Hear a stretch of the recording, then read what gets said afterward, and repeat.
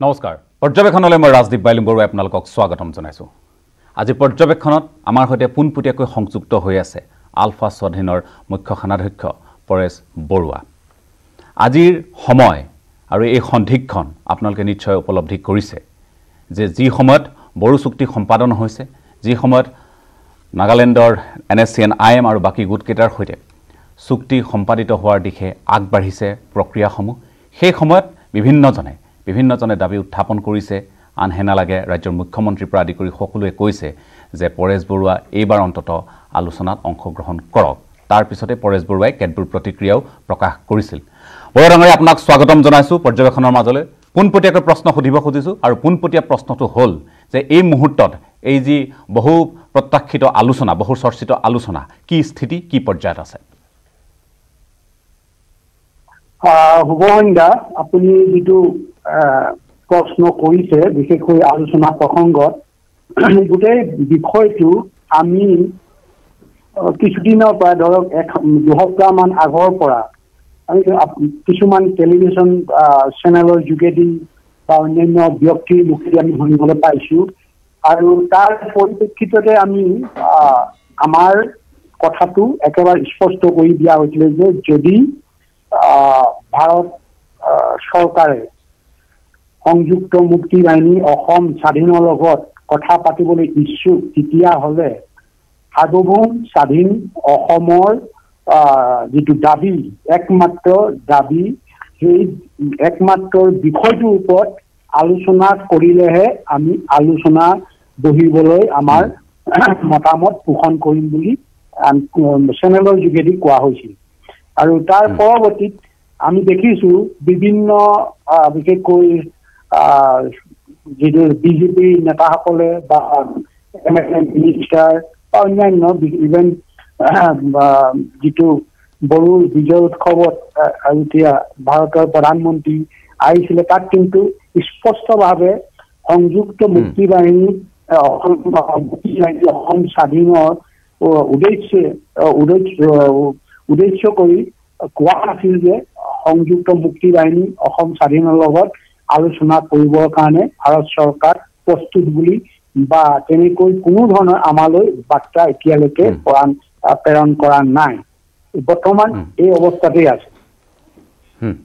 ঠিক আছে,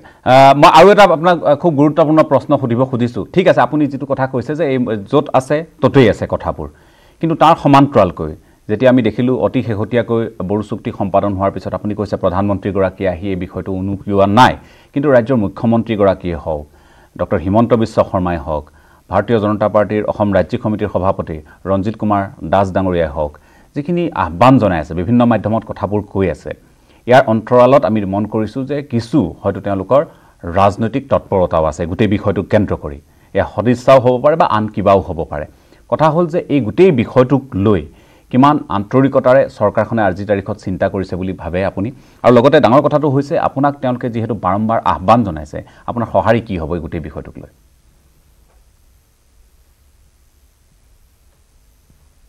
গোটেই বিষয়টো মই এই ধৰণে ক'বলৈ বিচাৰোঁ, ধৰক যি তিনিজন অসমৰ ৰাজনৈতিক ক্ষেত্ৰখনৰ লগত জড়িত, বিশেষকৈ বিজেপি ৰানিং দলৰ যিকেইজন মিনিষ্টাৰ বা বিজেপিৰ সভাপতি, অসমৰ সভাপতিজনেও কোৱা শুনিছোঁ, লগতে অসমৰ মুখ্যমন্ত্ৰী সৰ্বানন্দ ডাঙৰীয়াও কৈছে, লগতে হিমন্ত বিশ্ব ডাঙৰীয়াই কৈছে এই আলফা স্বাধীনৰ লগত আলোচনা কৰিব বা লাগে। এইটোক আমি অসম নহয়, অসম চৰকাৰখনৰ লগতে ভাৰতীয় যিখন বিজেপি চৰকাৰ আছে সেইখনকো আমি তেখেতসকলক আহ্বান জনাম যে এই সমস্যাটো সমাধান কৰিব লাগে বুলি বা আলোচনাৰ যোগেদি। এই কথাবিলাক আমি শুনি আহিছোঁ, কিন্তু এতিয়া বিভিন্ন ধৰণত আমি দেখিছোঁ বিভিন্ন সময়ত বিভিন্ন ধৰণে তিনিজন ব্যক্তিয়ে বিভিন্নভাৱে কৈ আহিছে। আৰু সেইকাৰণে আমি তেখেতসকলৰ কেনেকুৱা প্ৰকৃততে আছে, মনত কি ধৰণে লৈছে, সেই কথাটো অলপ ক'ৰবাত সন্দেহ থাকি যায়। আমি কৈছোঁ যে যদি সততা, আন্তৰিকতা আৰু বিশ্বাসযোগ্যতা লগতে আমাৰ যিজন একমাত্ৰ বিষয় যিটো সাৰ্বভৌম স্বাধীন অসমৰ ওপৰত কথা পাতিব লাগিব তেতিয়াই আমি আলোচনালৈ যোৱাৰ পক্ষপাতি এই কথাটো আমি বাৰে বাৰে কৈছো পুনৰ আজিও মই ক'বলৈ বাধ্য হৈছো এই কথাটো আমাৰ ফালৰ পৰা আমি কৈ আহিছো ইয়াৰ বিপৰীতে কিন্তু আপোনালোকে চক এজনে কৈছে মূল সুঁতিলৈ আহিব লাগে আমি এই মূল সুঁতি শব্দবিলাক আৰু শান্তিৰ কথা শান্তিৰ আলোচনালৈ আহিব এই দুটা আমাৰ কাৰণে এলাৰ্জি আৰু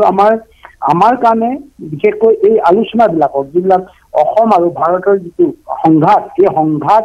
সমাধানৰ কাৰণে যি ডায়লগ হ'ব লাগে বা আলোচনা হ'ব লাগে এইটো কথা নকৈ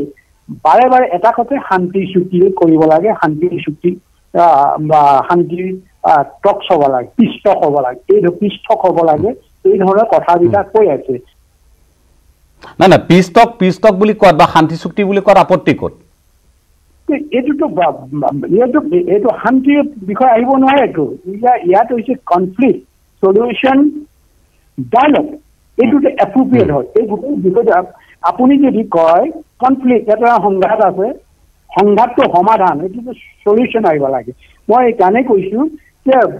কনফ্লিক্ট সলিউশ্যন ডায়লগ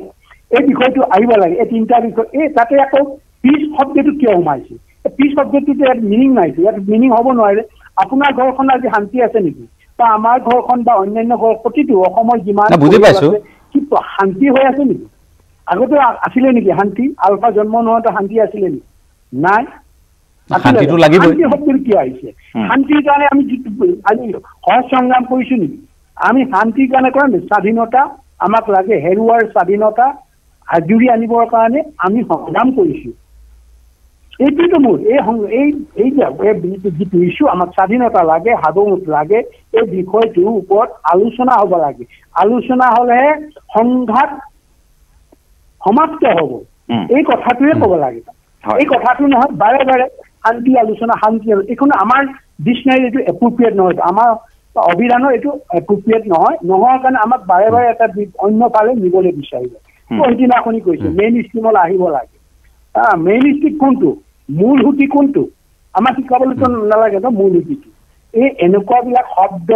যদি বাৰে বাৰে কৈ থাকে তেতিয়া আমি ভাবোঁ ইয়াতে আন্তৰিকতাও নাই আন্তৰিকতা নাই বুলি ভাবিও আমি সদিচ্ছা নাই বুলি ভাবি ইয়াতে আকৌ মানে বিশ্বাসযোগ্যতা নথকাৰ দৰে কথাবিলাক কিছু শব্দ বা আমালৈ প্ৰক্ষেপ কৰি আছে গট অফ ইণ্ডিয়াই যদি কয় আমি কৈছোঁ বাৰে বাৰে কৈছোঁ যদি হাইপথেটিকেলি যদি যে গট অফ ইণ্ডিয়াই কয় আমি সংযুক্ত মুক্তি বাহিনীৰ লগত সংযুক্ত মুক্তি বাহিনী অসম স্বাধীনৰ লগত সাৰ্বভৌম স্বাধীন অসমৰ ওপৰত কথা পাতিবলৈ আমি সাজু আছো আমাৰ ফালৰ পৰা সাজু আছো আমি বাৰে বাৰে কৈছোঁ আমি সেই ক্ষেত্ৰত সদায় পজিটিভ আপোনালোক পজিটিভ বুলি কৈছে ঠিকে আছে আপোনালোক পজিটিভ বুলি কৈছে এতিয়া আমাৰ কথাটো হ'ল যে আপোনালোক পজিটিভ বুলি কৈছে দৃঢ়তাৰে কৈছে ভাৰত চৰকাৰৰ পৰা তেনেধৰণৰ এটা আপোনালোকে এই মুহূৰ্তত সঁহাৰিয়ে বিচাৰিছে বা আহ্বানেই নিশ্চয় বিচাৰিব যে আপোনালোকক বিশ্বাস জন্মাব লাগিব সেই কথাটো আপুনি কৈছে কিন্তু কথা হ'ল যদি তেনে সৌহাৰ্দ্যপূৰ্ণ পৰিৱেশ সৃষ্টি কৰে আৰু আপুনি যেহেতু পজিটিভ বুলি কৈছে গোটেই প্ৰক্ৰিয়াটো ইতিবাচক বুলি কৈছে আপুনি আহিবনে প্ৰথমৰ পৰাই গোটেই আলোচনা নহয় এইটোতো এটা কথা আমি চাইছোঁ এতিয়া যিমানবিলাক লিডাৰে আলোচনা কৰিবলৈ গৈছে যিমান সংগঠনৰ লগত আলোচনা হৈছিল এই যদি ভাৰতীয় অঞ্চলত আমি দিল্লীত গৈ বা অসমতে আমি যদি গৈ আমি লিডাৰ সব লিডাৰ সভাপতি আমাৰ মাননীয় সভাপতি মহাশয় মই বা অন্যান্য যিসকল ব্যক্তিসকল যাব বা আলোচনাত বহিব বিশেষকৈ সাৰ্বভৌম স্বাধীন অসমৰ ওপৰত কথা পাতিবৰ কাৰণে বা পাতিম বুলি কৈ বা নেপাতে তেতিয়া কি হ'ব তেতিয়া আমাক কি কেনেকৈ থাকিবলৈ দিব না নিদিব তাৰ এটা প্ৰশ্নবোধক আছে পানীত যদি ঘৰিয়ালৰ একে মানে সহবাস কৰা হয় পানীত সেই ঘৰিয়ালেতো খাবই আৰু সেইটো একেবাৰে যিটো ৰণকৌশলতে আছে য'ত ঘৰিয়াল আছে সেই পানীত যদি আমি নামি ঘৰিয়ালৰ লগত খেলা কৰিম বুলি ভাবোঁ তেতিয়াহ'লে কিন্তু আমি কেতিয়াও সফল নহওঁ আৰু এতিয়া আমি আন্তৰিকতা আছে নাই কেনেকৈ জানিম আজি মৰিবাৰ কি অৱস্থা হৈ আছে আজি NACNৰ কি অৱস্থা হৈছে সেইটো সকলোৱে জানে আজি 18 বছৰ 19 বছৰ বৈ দিলে এতিয়া সকলোৱে কৈ আছে এতিয়া এই আজি চাইন কৰিম খ্ৰীষ্টমাছৰ আগে আগে চাইন কৰিম কিমানটা কিছুমান অতিবাহিত না না ঠিক আপুনি যেটো প্ৰসংগ উলিয়াইছে সেই প্ৰসংগটোৰ আধৰি মই আপোনাক ক'ব খুজিছোঁ আপুনি নাগালেণ্ডৰ প্ৰসংগ উলিয়াইছে আপুনি কৈছে আৰু কিমানটা বৰদিন আহিব কিমানটা খ্ৰীষ্টমাছ আহিব যে নাগা চুক্তি সম্পাদন হ'ব কেতিয়ালৈ অপেক্ষা কৰিব লাগিব সঁচা কথা কিন্তু নাগালেণ্ডৰ এই যে NSCN-IM হওক বা বাকী বিদ্ৰোহী সংগঠনসমূহে হওক NNPGয়ে হওক আপুনি নিশ্চয় গম পায় যে বহুদা বিভক্ত এখন সমাজ কিন্তু তাত নাগা হওক নাগা মাদাৰ্ছ এছ'চিয়েশ্যন হওক বা নাগা ষ্টুডেণ্ট ফেডাৰেশ্যন হওক প্ৰতিটো তাৰ জনগোষ্ঠী সংগঠন হওক সকলোৱে কিন্তু আহ্বান জনাইছিল যে আপোনালোক আহক কোনোবাই দাবী জনাইছিল কোনোবাই অনুৰোধ কৰিছিল কোনোবাই তেওঁলোকক হেঁচাও দিছিল এই কথাখিনিও আপুনি নিশ্চয় অৱগত এতিয়া কথা হ'ল যে অসমৰ জনতাই অসমৰ ৰাইজেও বিচাৰিছে এই দীৰ্ঘদিনীয়া যিটো সমস্যা অসম ভাৰত ৰাজনৈতিক যিটো সংঘাত এইটো জটি পৰিব লাগে এটা সমাধান সূত্ৰ ওলাব লাগে ৰাইজৰ প্ৰতি শ্ৰদ্ধাশীল হৈ অন্তত এই সময়খিনিত কাৰণ এয়াই এটা ভাল সুযোগ বহুতে এই কথাখিনি ক'ব খোজে গতিকে এই সুযোগৰ সদ্ব্যৱহাৰ কৰি আলোচনাৰ পাতনি মেলাটো কিন্তু সকলোৱে বিচাৰিছে ৰাইজৰ প্ৰতি শ্ৰদ্ধাশীল হোৱাটো বিচাৰিছে আপুনি কি ক'ব খুজিব না আপুনি যি ধৰণে প্ৰশ্নটো কৰিছে খুব কৌশলী এটা প্ৰশ্ন কৰিছে আপুনি ৰাইজৰ গৰিহণা লৈ যিটো উত্তৰ কৰিছে আমুক আহিব লাগে কোনো এটা সংগঠনে কোৱা নাই যে আমুক পৰেশ আহিব লাগে সংগঠনলৈ কৈছে কিন্তু সাৰ্বভৌম প্ৰতিটো সংগঠনে কৈছে সাৰ্বভৌম স্বাধীন অসমৰ ওপৰত আলোচনা হ'লে ভাল হ'ব এইটো আমাৰ দল মত নিমিষে সকলোৱে এটা ভয় দি আছে এতিয়া দেখি কৈছে আপুনি কৈছে যে জনগণে মই আহিব লাগে তাতে মই অহা নহা এটা প্ৰশ্ন আহিব নোৱাৰে বিষয়টো হৈছে সাৰ্বভৌম স্বাধীন অসমৰ ওপৰত আলোচনা কৰিব নকৰে ভাৰত চৰকাৰে এই প্ৰশ্নটো এইটোৱে হ'ব লাগে আপুনি মোক কৰিছে যে জনগণে মোক আহিব কোনোগণে মইতো আপুনি যেনেকৈ জনগণৰ লগত বিভিন্ন প্ৰকাৰে যোগাযোগ কৰিছে বা পাই আছে মইতো পাই আছো প্ৰতিটো অঞ্চলতে মই এদিনত কোনোবা ন কাৰোবাৰ লগত মোৰ এটা সম্বন্ধ টেলিফোনি এটা সম্বন্ধ থাকে আৰু এই কথাবিলাক তেখেতসকলৰ পৰা অহা নাইতো আৰু এইটো আপোনালোকে কৈছে না মই কোৱা নোকোৱাটো কথা বাদ দিয়ক মই এগৰাকী সাংবাদিক হিচাপে আপোনাক এটা প্ৰশ্ন কৰিছোঁ মই কি ভাল পাওঁ কি বেয়া পাওঁ কি এই ক্ষেত্ৰত কোনটো আচলতে আপোনাৰ কাৰণে গ্ৰহণযোগ্য সেইটোৱে আচলতে এই মুহূৰ্তত কোনো ডাঙৰ এটা সঁহাৰি লৈ অহা নাই কথা হৈছে যে আজিৰ তাৰিখত আগৰ পৰা আপোনালোকে জানে যে বিভিন্ন মাধ্যমত আপোনালোকক আহ্বান জনোৱা লোকসকল কোনোবাই সংবাদ মাধ্যমৰ জৰিয়তে খবৰ কাগজৰ জৰিয়তে লিখিছিল তাৰপিছত টেলিভিশ্যন অহাৰ পিছত টেলিভিশ্যনৰ মাধ্যমেৰেও আপোনালোকক কৈ আহিছে কাৰণ আপোনালোকে 4টা দশক জুৰি এইখন সংগ্ৰাম কৰি আহিছে তাৰ মাজতে আজিৰ যিহেতু তথ্য প্ৰযুক্তিৰ যুগ আজি সামাজিক মাধ্যমসমূহৰ যুগ এই সামাজিক মাধ্যমতো বিভিন্নজনে আপোনালৈ লিখা কথাবোৰ অকণমান চাবচোন পঢ়িবচোন যে কোন লোকসকলে আপোনাক আহ্বান জনাইছে আৰু নতুন প্ৰজন্মইনো কি বিচাৰে এই কথাবোৰ সামাজিক মাধ্যমত ফেচবুক হওক টুইটাৰ হওক হোৱাটছএপ হওক তেওঁলোকে এই কথাবোৰ লিখি আছে আপোনালোকক আহ্বান জনাই আছে এই কথাবোৰ চলি আছে ৰাইজৰ মাজত মই সেইকাৰণে ৰাইজৰ মাজত চলি থকা কথাখিনিহে আপোনাৰ সন্মুখলৈ লৈ আহিছোঁ বৰুৱা ডাঙৰীয়া নহয় সেইবিলাকতো আমিও চাওঁতো আমিও ফেচবুক চাওঁ ফেচবুকৰ কমেণ্টবিলাক চাওঁ বিভিন্ন সংবাদ মাধ্যমৰ যোগেদি যিবিলাক মিডিয়াবিলাক আছে বা ফেচবুক ইনষ্টাগ্ৰাম কিবা কিবি বহু আছে এইবিলাকৰ প্ৰতি আমি চাওঁতো আমাৰতো মিডিয়া উইং আছে মিডিয়া উইঙৰ পাব্লিচিটি উইং আছে সকলোৱে চাই থাকে আমিও চাই থাকো আমিওতো কমাবিলাক জানো নহয় এতিয়া যিমানবিলাক জনগণে কৈছে যে সাৰ্বভৌম স্বাধীন অসমৰ ওপৰত কালি পঢ়ি দুই এজন বিশেষকৈ অখিলঞ্জন ডক্টৰেও কৈছে যে সাৰ্বভৌম স্বাধীন অসমৰ ওপৰত হ'ব লাগে এই কথাটোৱে আচলতে চাবজেক্ট হৈছে সাৰ্বভৌম স্বাধীন অসমৰ ওপৰত কথা পাতিব নেপাতে এইটোতো মই কৈছোতো আজি এই বিষয়টোৰ ওপৰত কথা পাতিলে মই তাত চাবজেক্ট নহয়তো সাবজেক্টটো হৈছে সাৰ্বভৌম স্বাধীন অসম মই যোৱা কথাটো প্ৰথম আহিব নালাগেতো আহিব লাগিব সাৰ্বভৌম স্বাধীন অসমৰ ওপৰত কথা পাতিব না নেপাতে তাৰপিছত এইটো ৰাইজে আমাৰ কৌশলটো আমি যাতে ভাৰতীয়সকলে আমাক গঁৰালত সোমোৱাব নোৱাৰে গঁৰালত সোমোৱাই লৈ আমাক বস কৰিব নোৱাৰে এইটো জনগণে ৰাইজে এই কৌশল নিৰ্ধাৰণ নকৰেতো কৌশল নিৰ্ধাৰণ কৰিব সংযুক্ত মুক্তি বাহিনী অসম স্বাধীনৰ বিষয়ববীয়াসকলে এইবিলাক কৌশল বিশেষকৈ সাংবাদিকে আমাক ৰচনা কৰিব নোৱাৰেতো সাংবাদিকৰ ক'লেই যে ৰাইজে ক'লে আমি এনেকৈ মানে আমাৰ যিটো কভাৰ আমাৰ যিটো সুৰক্ষা আমাৰ যিটো চিষ্টেম আমাৰ যিটো ৰণকৌশল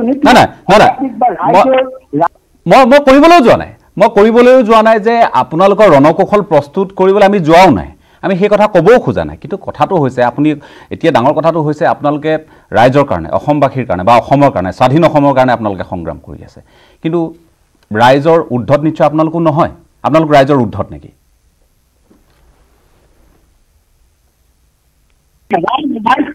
আপুনি এটা কথা কৈছে, ৰাইজৰ উদ্যোগ কথা কৈছে, ৰাইজ কোনখিনি ৰাইজ? আমাৰ লগতে ৰাইজ আছে। ৰাইজ বুলি ক'লে মানে আপুনি এটা ক্লাছিফাইড কৰি দিব লাগিবতো, কোনখিনি ৰাইজৰ কথা ধৰি আপুনি কৈছে। ৰাইজ কোনখিনি জানো, ৰাইজৰ সংজ্ঞাটো আপুনি দিব জানি থাকে লাগিবতো। আপুনি অকল ৰাইজ বুলি ক'লে মানে ঢলাওভাৱে ক'লে একেবাৰে বিস্তৃতভাৱে ৰাইজ বুলি ক'লে আমি কেতিয়াও মানি ল'ব নোৱাৰো। তুমি ৰাইজৰ উদ্ধত হয় না নহয় সময়ে ক'ব, সময়ে ক'ব। এইখিনি ভাল ৰাইজ আছে, বেয়া ৰাইজ আছে। এইখিনি ৰাইজ আছে স্বাধীনতা বিচৰা, এইখিনি ৰাইজ আছে স্বাধীনতা নিবিচৰা। এইটো এটা কথা আপুনি জানিব লাগিব, সাংবাদিক যেতিয়া হয় আপুনি নিশ্চয় জানিব লাগে। এইখিনি ৰাইজ আছে আমাৰ পক্ষত থকা স্বাধীনতা পক্ষত, বিৰোধী পক্ষত, এইখিনি হৈছে ভাৰতীয় পক্ষত থকা ৰাইজ আছে। এতিয়া আপুনি কেনেকৈ চৰ্ট আউট কৰি দিব? আপুনি আমাক ক্লিয়াৰ কৰি দিব লাগিব না। এইখিনি মানুহে কৈছে, এইখিনি ৰাইজে কৈছে, যিখিনি মানুহে আপোনালোকৰ লগত সকলো সময়তে সহযোগ কৰিছে, কষ্ট কৰিছে, মানে যান্ত্ৰণা ভুগিছে, পৰিয়ালবৰ্গই ইহঁতৰ অতি মৰমৰ সন্তানকো আপোনালোকৰ সংগ্ৰামত বিসৰ্জন দিছে, জীৱন প্ৰাণ আহুতি দিবলৈ উৎসাহিত কৰিছে বা তেনেকুৱা ধৰণৰ বহু ধৰণৰ তেখেতসকলে আমাৰ লগত সহযোগিতা প্ৰকাশ কৰি আহিছে। এই ধৰণে আপুনি দিব লাগিবতো। ৰাইজ বুলি ক'লে আমি এতিয়াও শব্দটো ৰাইজ বুলি ক'লে আমি একচেপ্ট নকৰোঁ। আমি ৰাইজ বুলি একো নকৰোঁ। কিছুমান ৰাইজে আমাৰ চাওক, মই আপোনাৰ কথাখিনি বুজি পাইছোঁ বৰুৱা, কিন্তু তাৰ মাজতো আজি চাওক যে আমি ৰাইজ বুলি কওঁতে এই শব্দৰ যিটো মায়াজাল, কেইটামান বাক্যৰ ইফাল সিফাল, এই কথাখিনিৰ মাজত কিন্তু গোটেই প্ৰক্ৰিয়াটো লেহেমীয়া হৈ গৈ আছে, গোটেই প্ৰক্ৰিয়াটো সময় লৈছে। সেই কথাখিনি কিন্তু আজি আমি সকলোৱে প্ৰত্যক্ষ কৰিছোঁ। যেতিয়া আপোনালোকৰ এই সংগঠন জন্ম, তেতিয়া বোধ হয় আমাৰ জন্মও সেই চনটোৰ আশে পাশে। আৰু সেই সময়ৰ পৰা যেতিয়াৰ পৰা আমাৰ বোধ শক্তি হৈছে আমি প্ৰত্যক্ষ কৰি আছোঁ। আজি আজি BTC 3খনকৈ আপুনি গম পায়, 3খনকৈ বড়ো চুক্তি সম্পাদন হ'ল। কাৰ্বিসকলে তেওঁলোকৰ নিজৰ যি ত্ৰিপাক্ষিক চুক্তি সেয়া সম্পাদন কৰি আহিলে। এনেধৰণে চলি আছে, বিভিন্ন মাধ্যমত চলি আছে। বিভিন্ন জাতি জনগোষ্ঠীয়ে নিজৰ স্বাধিকাৰ আৰু বিভিন্ন কাৰণত তেওঁলোক আঁতৰি গৈ তেওঁলোকে আজি এই ত্ৰিপাক্ষিক চুক্তিৰ জৰিয়তে হওক, বিভিন্ন চুক্তিৰ জৰিয়তে তেওঁলোকে চৰকাৰৰ সৈতে কথা বতৰা পাতিছে, তেওঁলোকৰ নিজৰ যিটো ৰাজনৈতিক সুৰক্ষা সকলোখিনি ল'বলৈ যত্ন কৰি আছে। এতিয়া কথা হৈছে যে আপুনি কোনখিনি ৰাইজৰ হৈ আপোনালোক আহিব আজিৰ তাৰিখত, বা কোনখিনি ৰাইজক লৈ আপোনালোকে চিন্তা কৰি আছে। আৰু মোৰ প্ৰশ্নটো হ'ল যে কোনে আহ্বান জনালে আপোনালোক আহিব, কাক আপোনালোকে অগ্ৰাধিকাৰ দিব, সেই প্ৰশ্নটো কিন্তু কৰিব খুজিছোঁ।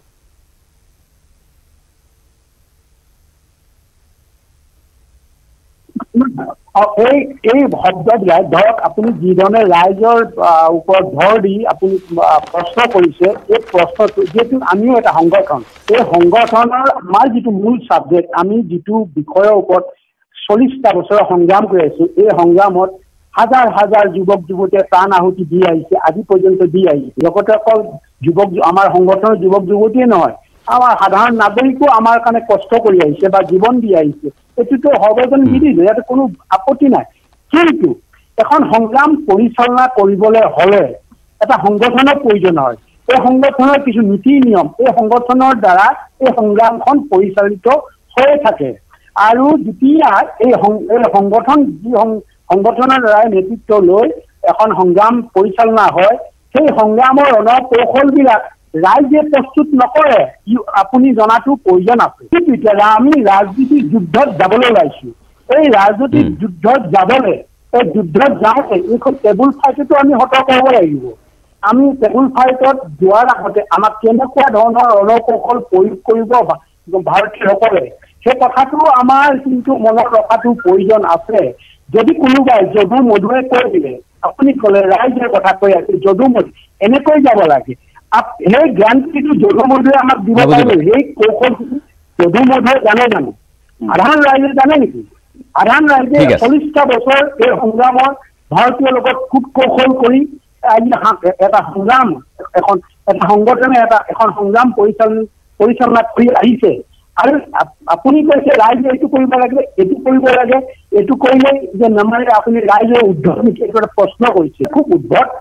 মানে এটা প্ৰশ্ন এই প্ৰশ্ন উত্তৰ এইটোৱে আছে যে ৰাইজে সহযোগিতা কৰে ৰাইজে যেতিয়া এটা সংগঠন হয় যদি ইয়াত সংগঠন নাথাকিলে এই ইছ্যুটো লৈ এটা দল সংগঠন জন্ম নহয়তি তেতিয়া ৰাইজে যে যিকোনো মানে মন্তব্য দি আমাৰ দিহা পৰামৰ্শ দি আপোনাৰ এইটো কৰিবই লাগিব এইটো পোষ্ট কৰিব পাৰে কিন্তু ইয়াতে এটা সংগঠন আছে সংগঠনৰ নীতি নিয়ম আছে ইয়াতে ৰণকৌশল আছে মানে ৰাজনৈতিক কৌশল আছে সকলোবিলাক এইবিলাক চালি জাৰি চাব লাগিব এইখিনি কণ্ট্ৰল ৰাইজে নকৰে ৰাইজে কৰিব পাৰে যে এইখিনি আপোনালোকে এইটো মুহূৰ্তত কৰিব পাৰে বা এইটো আলোচনা কৰক এইটো ক'ব পাৰে কিন্তু আলোচনা কৰিলে কি পাম কি নেপাম আমাৰ নীতিৰ লগত জড়িত আছে নে নাই হ'ব এজন ৰাইজ আজি যদি কিবা এটা হয় আজি আলফাই ভুল কৰে সংযুক্ত মুক্তি বাহিনী নিজৰ মানে নীতি আদৰ্শৰ পৰা বিচলিত হৈ নিজৰ স্বাৰ্থ কেৱল মাত্ৰ কেইজনমান মানুহৰ কথাত এতিয়া আমি উলংঘ হ'ম নেকি আজি মৰিবাৰ লগত যিটো চুক্তি হৈছে নাগালেণ্ড আপুনি বাৰে বাৰে কৈছে যে নাগালেণ্ড বা বড়োৱে কৈছে বড়ো চুক্তিৰ লগত আপুনি কিয় ৰিজাইছে বড়ো চুক্তিখনটো মানে এই চুক্তিটো মানে 6 দফা যেটো কি কয় 6 শিডিউলৰ অধীনত এইটো কেতিয়াবাই পাব লাগেতো বড়োৱে যিটো বিচাৰিছিল এইটো অস্ত্ৰ ল'বৰো প্ৰয়োজন নাছিল ভাৰতীয় সংবিধানতেই আছে এইটো যিটো বড়োসকলে আন্দোলন কৰিছিলে এইটো জিঅ' পলিটিক্সৰ কাৰণে ভূ ৰাজনীতিৰ কাৰণে আন্দোলন কৰা নাইতো ইয়াতে কৰিছিলে কেৱল মাত্ৰ ভাৰতীয় গণ্ডিত পাব লগা যিখিনি অধিকাৰ আছিলে এই অধিকাৰবিলাকৰ কথা UN চাৰ্টাৰতো আছে কিয় দিয়া নাছিলে ইমান দিন সেইটো এটা বিচাৰ্য বিষয় আৰু বড়োৰ যিটো চুক্তি বড়োসকলে যিবিলাক ইছ্যু লৈ আন্দোলন কৰিছিলে সেই আন্দোলনৰ লগত আমাৰতো নিমিলে নহয়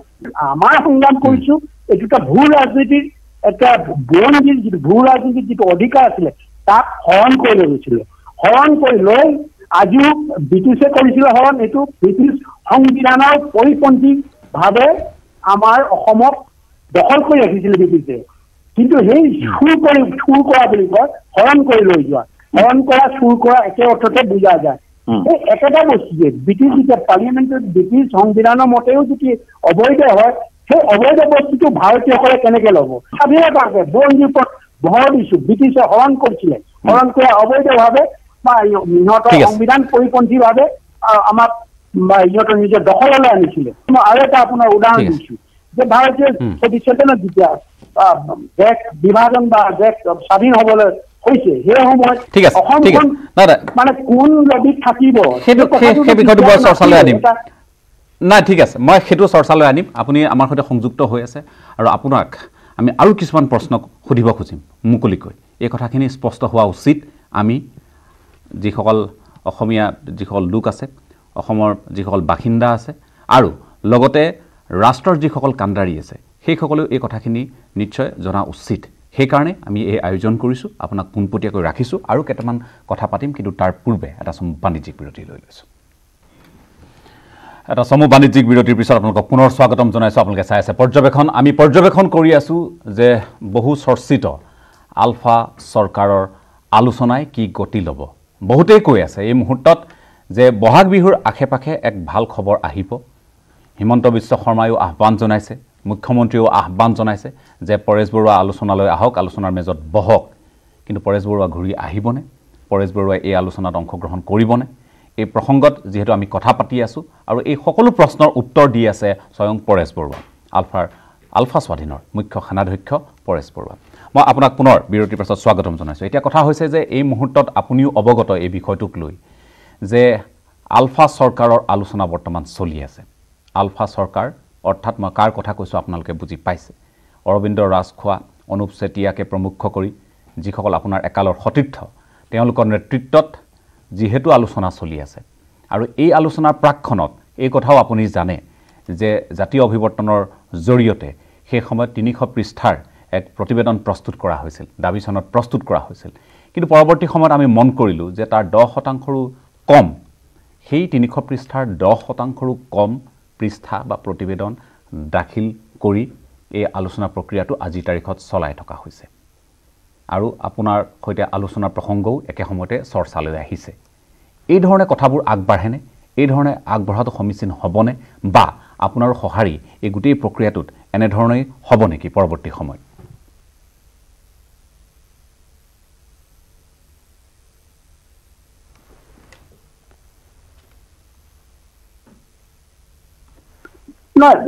আলোচনা বাৰক নাবাৰক এইটো পিছৰ কথা। প্ৰথম কথাটো হৈছে আমি যিটো প্ৰিন্সিপলত আমি যিটো নীতি আদৰ্শৰ ব্ৰতী হৈ আছো, এই ব্ৰতী হৈ থকা নীতি আদৰ্শটো ইমান টুলুঙা নহয়তো, এই কথাটো জনাৰ প্ৰয়োজন। এইটো ইয়াৰ এটা বাস্তৱতা আছে, ইয়াত বাস্তৱতা আছে আৰু ন্যায্যতা আছে। আৰু এই গোটেইখিনিৰ ওপৰত ভৰ দি আজি 40টা বছৰ আমি সংগ্ৰাম কৰি আছো। আৰু ইয়াৰ লগতে আপুনি যিটো কৈছে অৰবিন্দ ৰাজখোৱাসকলে যিটো আলোচনা কৰি আছে, সেইটো খুবেই দুৰ্ভাগ্যজনক। আপুনি আৰু ইয়াৰ লগতে আমি বহু এই বিষয়টোৰ লগত মই আৰু এটা বিষয়ে সাঙুৰি দিবলৈ বিচাৰিছো। প্ৰথমে মই আপুনি যিটো মানে আলোচনাৰ আৰু অৰবিন্দ ৰাজখোৱা ডাঙৰীয়াতে যিটো আলোচনা প্ৰক্ৰিয়া চলাই আছে, এইটো বিষয়ে মই প্ৰথমে কম। আৰু এই তেখেতসকলক কি পৰিস্থিতিত বা কেনেকৈ তেখেতসকলে সোমাই দিলে, সোমাই দিয়াৰ পিছত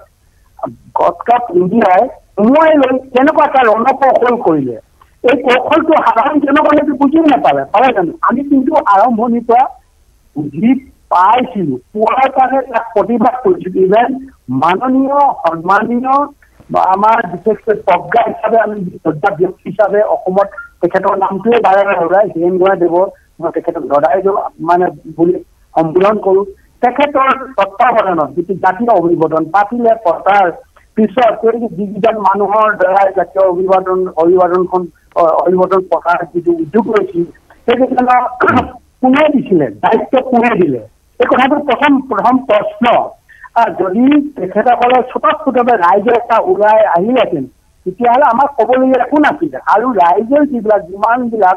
জাতীয় অভিবাদনে আৰম্ভ কৰিছিলে অসম মানে ভাৰত সংঘাতৰ ওপৰত বিশেষ কিছু মানে অঞ্চলত প্ৰতিখন জিলাতে এখন এখনকৈ সভা আৰম্ভ কৰিছে। প্ৰতিখন সভাতে জনগণে কৈছিলে, জনগণ মানে মেজৰিটি যিসকল মই জনগণ বুলি জনগণৰ ৰিপ্ৰেজেণ্টেটিভ কৰিছিলে, আৰু মেজৰিটিৰ ৰিপ্ৰেজেণ্টেটিভ বিলাকে কৈছিলে সাৰ্বভৌম স্বাধীন অসমৰ ওপৰত আলোচনা হ'ব লাগে। কিয় জাতীয় অভিবাদনৰ লগত জড়িত গণ্যমান্য পৰ্যায় ব্যক্তিসকলে কিয় এই কথাটো নোলালে, নোলোৱাৰ অৰ্থটো আপুনি বুজি পায়, ময়ো বুজি পাম, তেখেত বুজি পায়, আপুনি বুজি পায়, ময়ো বুজি পাওঁ। সেইসকল যিসকল ব্যক্তিয়ে উদ্যোগ লৈছিলে সেইসকলে কিন্তু প্ৰকৃত অসম প্ৰেমী নহয়। আপুনি যিয়ে লোকক লাগে, মই বাৰে বাৰে কম, সেইসকল অসম প্ৰেমিক নাছিলে। কোনো কালে অসমৰ জ্বলন্ত সমস্যাৰ কাৰণে আন্দোলন কৰা নাছিলে। আৰু সেইকাৰণে আৰু আমি যেতিয়া আন্দোলন কৰিছিলো আৰু আমাৰ যিসকল অগ্ৰজ আছিলে কৰি আহিছিলে, সেইসকলে কিন্তু প্ৰতি মুহূৰ্ততে এইবিলাক কথা কৈ আছিলে যে সাৰ্বভৌম স্বাধীন অসমৰ ওপৰত হ'ব লাগে। কিন্তু যিসকলে উদ্যোগ লৈছিলে সেইসকলে বাৰে বাৰে কৈছে নহয়, এইটো নহ'ব কিয় নিশ্চিত আছিলে। আৰু তেখেতসকলে মনে প্ৰাণে ভাৰতীয়কৰণ হোৱাটো বিচাৰে বা এতিয়াও বিচাৰে। ভাৰতীয় সংবিধানৰ গণ্ডিত থকাটো, অসমৰ বুৰঞ্জীত পাহৰি যাওক, অসমৰ বুৰঞ্জীত কি লিখা আছে, আমাৰ মহাবীৰ লাচিত বৰফুকনে কি ত্যাগ কৰিলে বা অন্যান্যসকলে যি ত্যাগ কৰিছে, সেইবিলাক পাহৰি যাবলৈ কৈ যে ভাৰতীয়ৰ লগত চামিল হ'বৰ কাৰণে যিবিলাক দফা বনাই দিলে 6 জনগোষ্ঠীয় 6 জন। মই যদি আপোনাক সোধো সংযুক্ত মুক্তি বাহিনী অসম কেতিয়া আছিলে, সেই অসমৰ যিটো লক্ষ্য উদ্দেশ্যৰ কাৰণে অকল 6 জনগোষ্ঠীৰ সতী সন্ততিয়ে বা যুৱক যুৱতীয়ে জীৱন আহুতি দিলে নেকি, বা সাধাৰণ নাগৰিক মানে অকল কেৱল মাত্ৰ 6 জনগোষ্ঠীৰ পৰা আহিছিলে যিসকলে জ্ঞাতি যন্ত্ৰণা ভুগিলে, মৃত্যুবৰণ কৰিলে, বা মানে বিভিন্ন আমাৰ বিশেষকৈ মহিলা ধৰ্ষিতা হৈছে, অকল 6 জনগোষ্ঠী হৈছে নেকি? হোৱা নহয়। সব অসমৰ জাতি বৰ্ণ নিৰ্বিশেষে সকলোৱে তাত পতিত হৈছে, মৃত্যুবৰণ কৰিছে, নিৰ্যাতিত হৈছে, ধৰ্ষিতা হৈছে, সেইসকলৰ কাৰণে পংগু হৈছে। এই কথাটো তেখেতসকল গণ্যমান্য ব্যক্তিসকলে কিয় নেভাবিলে? তেতিয়া যদি ৰাইজ বুলি কয় তাতে আমাৰ প্ৰশ্নটো জাগিছে। সেইকাৰণে মই কৈছো এই চুক্তিখন গড়ালত নিজে সোমাই লৈ এটা ভেকু ভাওনা কৰি তাৰপিছত গণ্যমান্য ব্যক্তিবিলাকক চৰকাৰে, মই যদি আপোনাক চেলেঞ্জ কৰিম, যিখন জাতীয় অভিভাৱক পাতিবলৈ দি চব চৰকাৰৰ দ্বাৰাই নিৰ্বাচিত কৰি দিছে, কালি ৰাইজৰ নামত যদি ৰাইজে আপুনি যদি কয় ৰাইজে কৈছে সেই ৰাইজৰ মাজত যদি এই ধৰণৰ এই জাতীয় অভিবাদন পতা যিসকল ব্যক্তি আছে সেইসকলৰ ৰাইজৰ দ্বাৰা পৰিচালিত নাছিলে বৰঞ্চ পৰিচালিত আছিলে গভৰ্ণমেণ্ট ইণ্ডিয়াৰ দ্বাৰা পৰিচালিত আছিলে আৰু গভৰ্ণমেণ্ট ইণ্ডিয়াৰ দ্বাৰা পৰিচালিত কাৰণেতো অৰবিন্দ ৰাজখোৱাই ছয় জনগোষ্ঠী মানে এনেকুৱা এটা নিম্ন স্তৰৰ চেটাৰ অফ ডিমাণ্ডত অন্তৰ্ভুক্ত কৰিবলৈ বাধ্য হৈছিলে ঠিক আছে না মই বুজি পাইছোঁ আপোনাৰ তাত অসন্তুষ্টি আছে এই কথাটো মই অনুভৱ কৰিছোঁ যে আপোনাৰ তাত অসন্তুষ্টি আছে আপুনি আজি কোৱা কথাই নহয় ইয়াৰ পূৰ্বৱৰ্তী সময়তো আপুনি এই কথাখিনি কৈ আহিছে আগৰ সময়তো কৈছে আপুনি এইখিনি কথা আপত্তি আপুনি দৰ্শাই আহিছে কিন্তু কথা হ'ল এতিয়া চাওক হাইপথেটিকেল আমি আনুমানিক কিছুমান কথা যদিও আনুমানিক হ'ব পাৰে বা আমি হয়তো এই মুহূৰ্তত ভাবিব পাৰোঁ কিছুমান কথা যে এনেধৰণৰ পৰিৱেশ এটা হ'ব পাৰে নেকি যে আপোনালোকক আলোচনালৈ আমন্ত্ৰণ জনোৱা হৈছে সৌহাৰ্দ্যপূৰ্ণভাৱে সকলোখিনি বিধি ব্যৱস্থা কৰা হৈছে আমি পুনৰ কৈছোঁ হাইপথেটিকেল এই কথাখিনি এতিয়ালৈ নিশ্চিত হোৱা নাই আমিও মাত্ৰ অপেক্ষা কৰি আছোঁ হয়তো আমি জল্পনা কল্পনাৰ মাজতো থাকিব পাৰোঁ যেতিয়ালৈকে আপোনাৰ ফালৰ পৰা সেউজ সংকেত নাহে এই কথাখিনি জল্পনা কল্পনা বুলি আমি ধৰি ল'ব লাগিব যেতিয়ালৈ আপোনাৰ ফালৰ পৰা পুনৰ কৈছোঁ সেউজ সংকেত নাহে যেতিয়ালৈ আপোনাৰ প্ৰতিনিধি নাহে যেতিয়ালৈ ভাৰত চৰকাৰৰ ফালৰ পৰা আমন্ত্ৰণ নাযায় কিন্তু আজিৰ তাৰিখত গুৰুত্বপূৰ্ণ প্ৰশ্নটো হৈছে মানি লওক আপোনালোকক আলোচনালৈ আমন্ত্ৰণ জনাব এতিয়া আপুনিও জানে যে অৰবিন্দ ৰাজখোৱা অনুপ চেতিয়াকে প্ৰমুখ কৰি যিসকলৰ নেতৃত্বত এই আলোচনাপন্থী গোটটোৱে বৰ্তমান আলফাৰ আন এটা গোটে আলোচনা চলাই আছে তেওঁলোকে এটা পৰ্যায়লৈকে কিন্তু আলোচনাসমূহ কৰিছে তেওঁলোকে কিন্তু অসমৰ শান্তি প্ৰগতি আৰু লগতে উন্নয়নৰ কাৰণে কেতবোৰ দাবী চনত কিন্তু ইতিমধ্যে দাখিল কৰিছে কেতবোৰ চৰ্ত তেওঁলোকৰ আছে তাত যদি বা সাৰ্বভৌমত্বৰ বিষয়টোৰ কথা আপুনিও জানে যে এই বিষয়টো পৰিহাৰ কৰাৰ কাৰণে আপোনাৰ এই বিষয়টোৰ সৈতে একাত্ম আপুনি হ'ব পৰা নাই অদ্যপি কিন্তু এটা কথা হৈছে যদি আপোনালোক আহে এতিয়ালৈ যিখিনি আলোচনা চলিল সেই আলোচনাখিনি সম্পূৰ্ণৰূপে নৎসাত কৰি দিয়া হ'ব নে তাৰ পৰাই পৰৱৰ্তী আপোনাৰ দাবী চনত যোগ দি পৰৱৰ্তী আলোচনা আৰম্ভ হ'ব পাৰে কি ভাবে আপুনি কি ধৰণৰ চিন্তা চৰ্চা আপোনাৰ মন মগজুত এই মুহূৰ্তত চলি আছে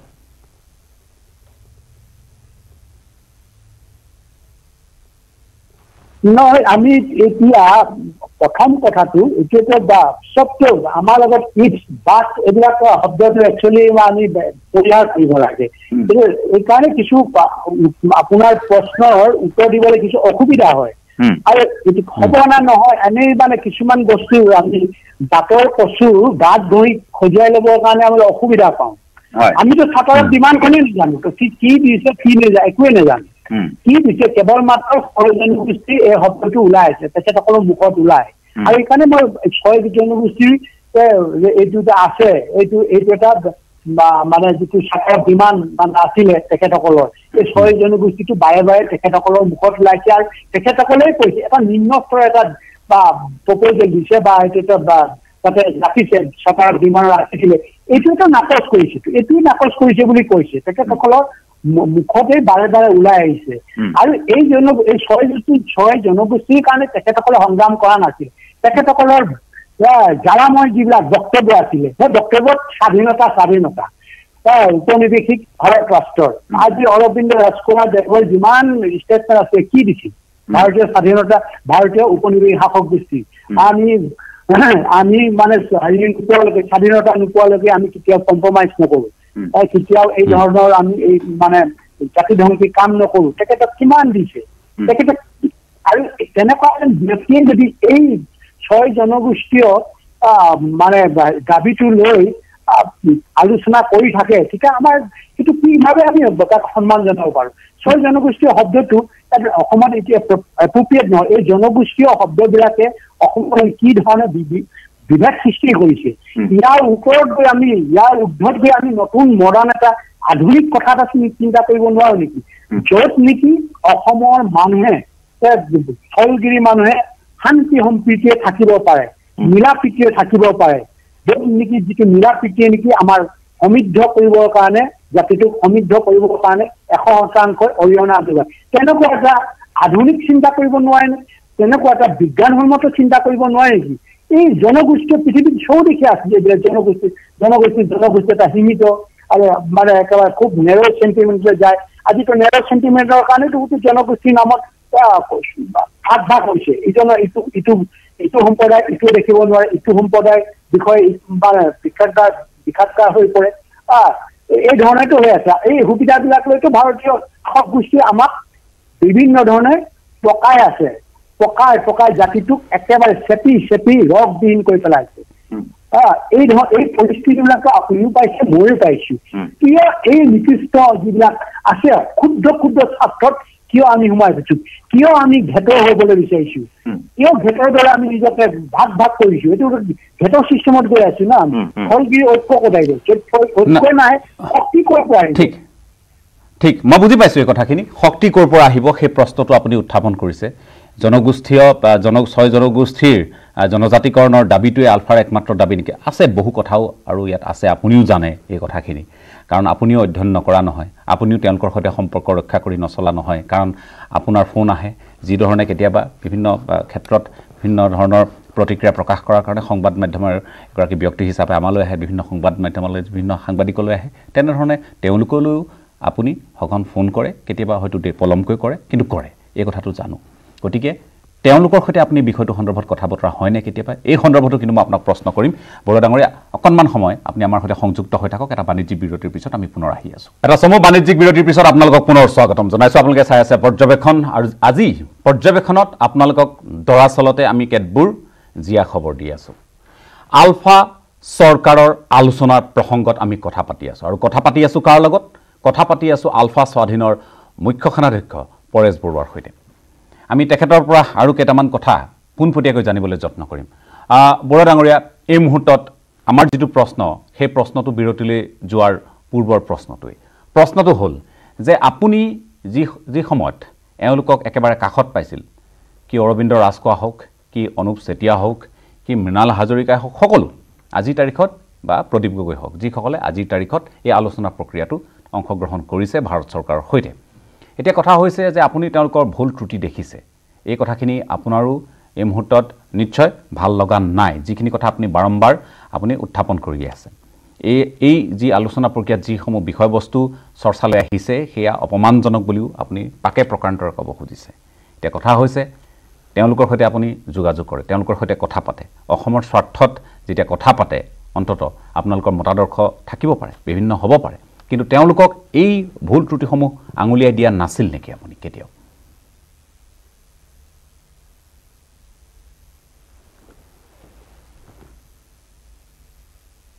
নাই, কিছুমানে হয়তো একেবাৰে আৰম্ভণিতে বহু কথা বুজা নাছিলে। কিন্তু ভাৰতীয় যিটো কূট কৌশল নুবুজাকৈ একেবাৰে ভাৰতীয়সকলে পাতি থোৱা খোলবিলাকত ভৰিটো পাতি দিলেগৈ। যেতিয়া গম পালে ইমান সহজ নহয়, ভাৰতীয়সকলে কেনেকৈ প্ৰতাৰণা কৰে, এই কথাখিনি লাহে লাহে তেখেতসকলে গম পাই আহিছে। আৰু গম পাই মাজে মাজে তেখেতসকলে ব্যক্ত কৰে, নিজ মুখে ব্যক্ত কৰে যে এইটো এনেকুৱা হৈ গ'ল, এইটো হৈ গ'ল। মই কৈছো যে মইতো একেবাৰে আৰম্ভণিৰ পৰা কৈছো, তোমালোকে এটা ভুল পথলৈ যিসকলে অগ্ৰজ গৈছে তেখেতসকল কৈছো আপোনালোকে ভুল পথে গৈছে, আৰু এই ভুলটো এদিন এদিন আপোনালোকে ইয়াক নিশ্চয় স্বীকাৰ কৰিব লাগিব। এই ভুলটো যে কৰিছে আপুনি, ভুল জানি শুনি ভুল কৰিছে না, ইচ্ছাকৃত ভুল না অনিচ্ছাকৃত ভুল, এইটোতো মই ক'বলৈ নাযাওঁ। যিহেতু সকলোৱে প্ৰাপ্তবয়স্ক, এটা সংগঠনৰ নেতৃত্ব দি আহিছিলে বিভিন্ন বিভাগত। এতিয়া অৰবিন্দ ৰাজখোৱাক জানি শুনি ভুল কৰিছে না নেজানি ভুল কৰিছে, সেইটো মই ক'বলৈ নাযাওঁ। এইটো প্ৰাপ্তবয়স্ক, তেখেত এজন প্ৰাপ্তবয়স্ক ব্যক্তি আছিলে, সংগঠনৰ সভাপতি আছিলে। তেখেতে নেজানি কৰিছে বুলি মই কেতিয়া নাভাবোঁ, জানি শুনি কৰিছে। বুজি পাইছোঁ, জানি শুনি কৰিছে বুলি আপুনি কৈছে। কিন্তু কথা হ'ল যে আপোনাৰ যিটো উদ্দেশ্য আমি দেখিছোঁ যে এই মুহূৰ্তত আপুনি যিখিনি কথা কৈছে, এই কথাখিনি স্পষ্টকৈ উল্লেখ কৰিছে, এই অভিযোগসমূহ আপুনি পূৰ্বতেও উত্থাপন কৰিছে। তাৰমানে কথাটো হ'ল যে অকণমান বহল চিন্তাৰে দাবী চনদখিনি তেওঁলোকে যুক্তিযুক্ততাৰে তেওঁলোকে তাত দাখিল কৰাৰ প্ৰয়োজনীয়তা আছিল বুলি আপুনি বোধহয় ভাবে আজিৰ তাৰিখত?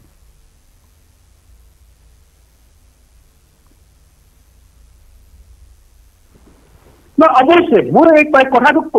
এইকাৰণে কৈছো, তেখেতসকলৰ ৰাইজে যে ৰাইজ শব্দটো চবেই কয়, তেখেতৰ গুণী জ্ঞান, এই গুণী জ্ঞানী মানুহবিলাকৰ কিয় গুণী জ্ঞানী ব্যক্তিসকলে কিয় ভুল কৰিলে তাৰ বিপৰীতে ক'ব নোৱাৰিলে কেলে? ৰাইজৰ সাধাৰণ পৰা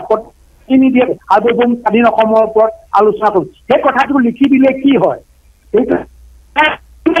এই যে উদাহৰণটো মই দিছোঁ আমাৰ জনগণ ৰাইজ বুলি ক'লে আপুনি কয় ৰাইজৰ মাজত ভাল আছে বেয়া আছে সেইখিনি চৰকাৰ কোনে কয় ৰাইজে কৈ নিদিব ন আমি জনগণৰ সংগঠনৰ মুৰব্বীসকলে যিসকলে নীতি নিৰ্ধাৰণ কৰে ৰণকৌশল প্ৰস্তুত কৰে সমাজত ভাল বেয়া কোন কেনেকৈ চবটো চকু দি ৰাখিব লাগিব কাৰ দ্বাৰা কোনে প্ৰকৃততে অসমক ভাল পায় অসমৰ কাৰণে নিজৰ প্ৰাণ দিবৰ কাৰণে প্ৰস্তুত অসমৰ কাৰণে যিমান যন্ত্ৰণা ভুগিবৰ কাৰণে প্ৰস্তুত তেনেকুৱা প্ৰজ্ঞাত ব্যক্তিৰ পৰা যদি আমি তেনেকুৱাবিলাক উপদেশ লওঁ তেনেকুৱাবিলাক যদি আগুৱাই আহে আৰু তেনেকুৱাবিলাকে যদি এই এনেকুৱা ইছ্যুবিলাকৰ লগত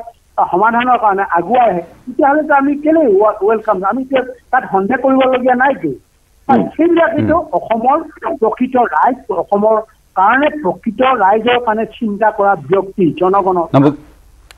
ঠিক আছে মই তাৰ মাজতে আপোনাক আৰু এটা কথা নিশ্চয় সুধিব খুজিম কাৰণ আপুনি আজি বহু কথা কম বুলি কৈছে গতিকে সেই উত্তৰখিনি আমি জনাৰ প্ৰয়াস কৰিম আপোনাকো প্ৰশ্নবোৰ তেনেধৰণে সুধিবলৈ প্ৰয়াস কৰিম আপুনি এই মুহূৰ্তত নিশ্চয় জানে যে যি পৰ্যায়ত আলোচনা চলি আছে আজি তাৰিখত কি পৰ্যায়ত আলোচনা চলি আছে আপুনি পাকে প্ৰকাৰান্তৰে গোটেই কথাখিনি উপস্থাপন কৰিছে বুজাবলৈ যত্ন কৰিছে কিন্তু তাৰ মাজত আমি কেতিয়াবা অৰবিন্দ ৰাজখোৱা ডাঙৰীয়াকো পাওঁ কেতিয়াবা প্ৰদীপ গগৈক পাওঁ কেতিয়াবা মৃণাল হাজৰিকা বা আমি যদি জিতেন দত্তৰ কথাই কওঁ বা বাকী যিকোনো পৰ্যায়ৰ নেতাক আমি লগ পাওঁ সঘনে লগ পাওঁ আপোনাক বাদ দি এতিয়া কথা হৈছে যে তেওঁলোকৰ যেতিয়া আমি সুধো এই গোটেই বিষয়টো আপুনি বোধহয় কেতিয়াবা মন কৰিছে যে আমাৰ টেলিভিছনৰ ষ্টুডিঅ'তে সৌসিদনা মৃণাল হাজৰিকাই কৈছে যে ক্ষমা কৰিব যে অসম চুক্তিৰ 6 নম্বৰ দফা ক্ষেত্ৰত যিখন উচ্চস্তৰীয় সমিতি গঠন কৰি দিয়া হৈছে তেওঁলোকে আজি যেহেতু বাহৰ পাতি আছে নতুন দিল্লীত আপুনিও জানে গতিকে তেওঁলোকে এই প্ৰতিবেদনখন দাখিল কৰাৰ পিছতে এই গোটেই প্ৰক্ৰিয়াটো আৰু এটা নতুন দিশত আগবাঢ়িব বুলি কয় তেওঁলোকে গতিকে এই 6 নম্বৰ দফাত যিখিনি বিষয় সন্নিবিষ্ট হ'ব বা যিখিনি বিষয় এই প্ৰতিবেদনত যিখিনি বিষয় সন্নিবিষ্ট হ'ব তাৰ ওপৰত বহু কথা নিৰ্ভৰ কৰিছে আপুনি কথাখিনি তেনেধৰণে ভাবেনে আপোনালোকৰ সৈতে আলোচনা হোৱাৰ প্ৰাক্ষণত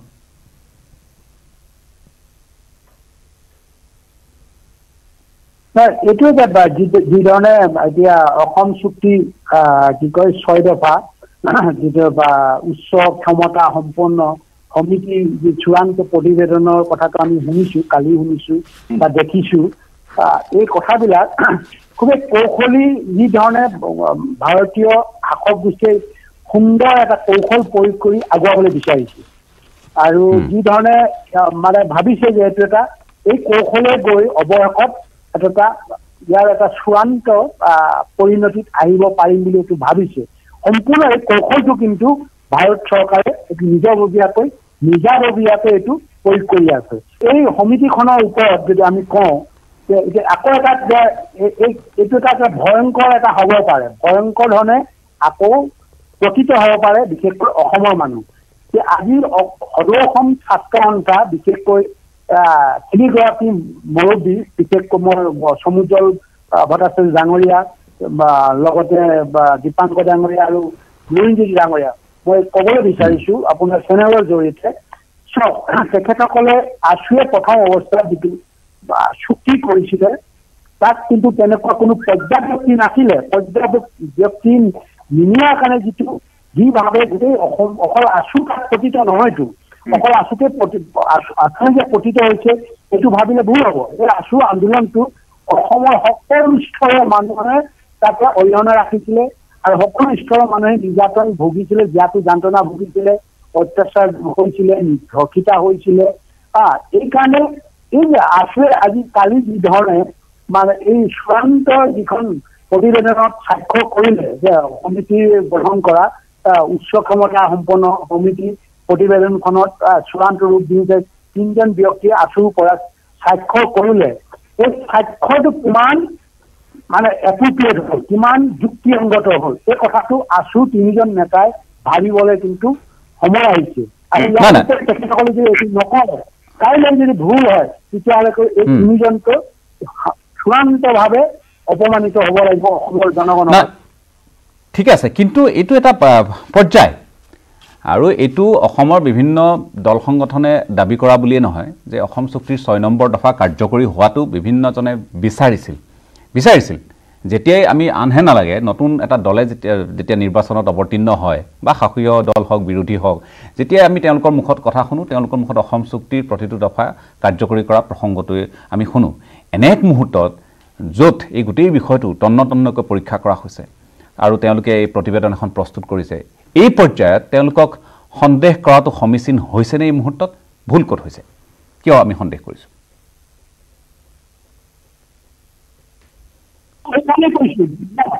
এইকাৰণে কৰিছিল যিখন নেকি আমাৰ জাতীয় অভিৱৰ্তনৰ পিছত যিখন বিমান বনাই প্ৰস্তুত কৰি পঠাইছিলে যিবিলাক বিষয় প্ৰস্তুত কৰি আমাৰ পৰ্যাপ্ত ব্যক্তিসকলে বনাই পঠাইছিলে সেই পৰ্যাপ্ত ব্যক্তিসকল মই কৈছিলো আন্দোলনৰ কোনোদিনে জড়িত নহয় আৰু এই আন্দোলনৰ লগত জড়িতই নহয় যেতিয়া এক্সপেঞ্চ ক'ৰ পৰা আহিব সদায়তো যিসকল ব্যক্তিয়ে বনাই দিছিলে অৰবিন্দ ৰাজখোৱা সেইসকল আমাৰ বিৰুদ্ধে নাছিলে কোনোদিন আমাৰ পক্ষত কথা কোৱা নাছিলে বৰঞ্চ সদায় সমালোচনা কৰি আহিছিলে আজি যিসকল উচ্চ ক্ষমতা সম্পন্ন সমিতিৰ যিটো প্ৰতিবেদন কৰাৰ চূড়ান্ত মানে সমিতিখনত কোনকেইজন মানুহ আছিলে কোনকেইজন মানুহ এখন চাওক এই বিপ্লৱ শৰ্মা ডাঙৰীয়া তেখেত কোনোদিন বিপ্লৱ আন্দোলন কৰিছিলে এই মানে কি কয় বহিৰাগতৰ বিতৰণ কৰাৰ আন্দোলন তেখেত অংশগ্ৰহণ কৰিছিলে কৰা নাই IPS অফিচাৰবিলাক কৰিছিলে নেকি কৰা নাই পল্লৱ ভট্টাচাৰ্যজনীয়ে কৰিছিলে নেকি কৰা নাই না মোৰ কথাটো হ'ল যে এই মুহূৰ্তত আপুনি যিটো অভিযোগ উত্থাপন কৰিছে যে এটা পৰিক্ৰমা চলি আছে তেনে এক মুহূৰ্তত আপুনি আঙুলি টুৱাইছে কিন্তু তেওঁলোকৰ বিৰুদ্ধে আপুনি কিয় আঙুলি টুৱাইছে সেই প্ৰশ্নটোৰ উত্তৰ আপোনাৰ পৰা বিচাৰিম যেহেতু এটা বাণিজ্যিক বিৰতিৰ সময় পুনৰ হৈছে প্ৰথমে বাণিজ্যিক বিৰতিটো লৈছোঁ তাৰপিছত শেষ অংশলৈ উভতি আহিম বৰুৱা ডাঙৰীয়া এটা চমু বাণিজ্যিক বিৰতিৰ পিছত আপোনালোকক পুনৰ স্বাগতম জনাইছোঁ আপোনালোকে চাই আছে পৰ্যবেক্ষণ আমি আলফা স্বাধীনৰ মুখ্য সেনাধ্যক্ষ পৰেশ বৰুৱাৰ সৈতে পোনপটীয়াকৈ কথা পাতি আছোঁ আৰু কেইটামান অভিযোগ উত্থাপন কৰা হৈছে পৰেশ বৰুৱাৰ ফালৰ পৰা আৰু সেই অভিযোগটোৰ ভিতৰত অন্যতম হৈছে যে বিপ্লৱ শৰ্মা অৱসৰপ্ৰাপ্ত ন্যায়াধীশ আৰু বিশেষকৈ এই মুহূৰ্তত আমি আপোনালোকক জনাব খুজিছোঁ পল্লৱ ভট্টাচাৰ্য আছে এই উচ্চস্তৰীয় সমিতিখনত বৰুৱা ডাঙৰীয়া আপুনি এটা ডাঙৰ অভিযোগ উত্থাপন কৰিছে এতিয়া কথা হৈছে এওঁলোকোতো অসমীয়া মানুহ এওঁলোকৰ ওপৰত এই সন্দেহ কিয় এওঁলোকে অসমখনৰ অহিত চিন্তা কৰিবনে প্ৰশ্ন কিয় উত্থাপন কৰিছে আপুনি সন্দেহ এইটো যুগে যুগে চলি আছে যিসকলে 30টা 40টা বছৰ ভাৰতীয় প্ৰশাসনিক অধীনত কাম কৰি আছে হয়তো ইহঁতে দিনে নিশাই ভাৰতীয়সকলক চাৰ কৰি আছে আৰু যিসকল IPS অফিচাৰ আছে বা অন্যান্য যিসকল মানে ICS বা কিবা কিবি বিষয়া হৈ আছিলে এতিয়া ইয়াত আছে আৰু যিসকলৰ ভাৱাদৰ্শৰ লগত অসমৰ ভাৱাদৰ্শৰ একেবাৰে পাৰ্থক্য বিপ্লৱ শৰ্মা ডাঙৰীয়া তেখেতৰ স্কুলৰ পৰা RSS আছে RSS অসমৰ কি এইটো নেকি মতাদৰ্শ নেকি RSSটো অসমৰ মতাদৰ্শ হ'ব নোৱাৰে এইটো ভাৰতীয় মতাদৰ্শ সেইকাৰণে ভাৰতীয়সকলৰ হৈ কাম কৰিব লাগিব IPS অফিচাৰ হওক ৰিটায়াৰমেণ্ট হ'লে ভাৱাদৰ্শটো একেই হৈ থাকে ভাৰতীয় ইয়াতে কোনো চেঞ্জ নহয় আৰু এজন আছে ইয়াতে আৰু এজন ব্যক্তি আছে মই গম পাইছোঁ কিন্তু চাওক আপুনি অসমখনক কেৱল আলফা বা আপোনালোকেই ভাল পায় বাকীসকলে ভাল নাপায় বা অসমৰ স্বাৰ্থত তেওঁলোকে কাম নকৰিব এনেধৰণৰ প্ৰশ্ন আপুনি যিহেতু অৱতাৰণা কৰিছে কাৰণ এই প্ৰশ্নসমূহে নিশ্চয় কিছু জটিল সমীকৰণৰ হয়তো সৃষ্টি কৰিব কিন্তু কথা হৈছে যে ঠিক আছে আপোনালোকে তেওঁলোকৰ কাম কাজ বা তেওঁলোকৰ আদৰ্শগত কিছুমান পাৰ্থক্য আছে আপোনালোকে সমালোচনা কৰিছে তাত ক'বলগীয়া নাই কিন্তু সন্দেহটো বৰ ডাঙৰ কথা সন্দেহ যথেষ্ট ডাঙৰ কথা সকলোৰে সহমতত এই সমিতিখন গঠন কৰা হৈছিল আপুনিও জানে আৰু জনগোষ্ঠীয় যেহেতু তাত কোনো লোক প্ৰতিনিধি নাছিল পৰৱৰ্তী সময়ত জনজাতীয় প্ৰতিনিধিও তাত অন্তৰ্ভুক্ত কৰা হ'ল গতিকে এই বিষয়টো নিশ্চয় আপুনি অৱগত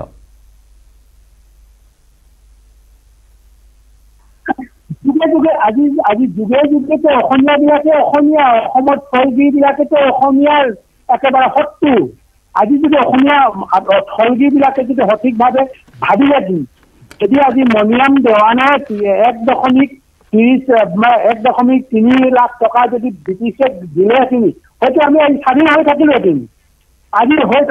অসমীয়া খাৰ খোৱা মণিৰাম দেৱানক একেবাৰে কি কয় বীৰ শ্বহীদ বনালে যিজনৰ কাৰণে নেকি আজি অসম প্ৰকৃত হ'ল চৰকাৰৰ মানে কি কয় এইটো বন্দিত্বৰ